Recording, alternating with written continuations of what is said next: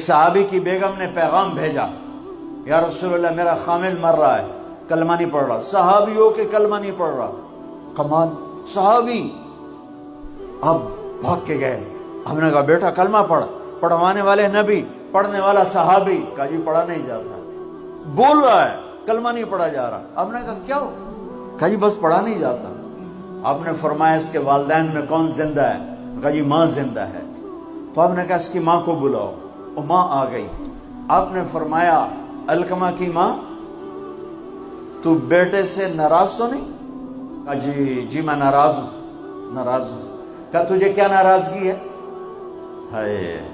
کہ یا رسول اللہ مجھے اس کے دین کا کوئی گلہ نہیں ہے، بہت نیک بچہ ہے، راتوں کو اٹھ کے تہجد پڑھتا ہے، نفلوں میں کھڑے ہو کے قرآن پڑھتا ہے، دن میں روزے رکھتا ہے، لیکن بس مجھ سے جب بولتا ہے میرا دل چیر کے رکھ دیتا ہے جب مجھ سے بات کرتا ہے، بس مجھے اس کا دکھ درد ہے، بدتمیز ہو کے بولتا ہے۔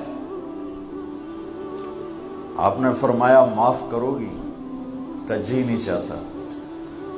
آپ نے فرمایا میں آگ لگاؤں تو سفارش کرو گی؟ کہا جی آگ میں تو نہیں دیکھ سکتی، سفارش کروں گی۔ آپ نے فرمایا اگر تو نے معاف نہ کیا تو یہ مرتے ہی اللہ کی آگ میں جلے گا، یہ سیدھا اللہ کی آگ میں جائے گا، سفارش کرتے ہو، معاف کرتے ہو؟ کہا جی میں اب معاف کرتی ہوں۔ آپ نے کہا بیٹا لا الہ الا اللہ کہے۔ اس نے کہا لا الہ الا اللہ اور جان نکل گئی۔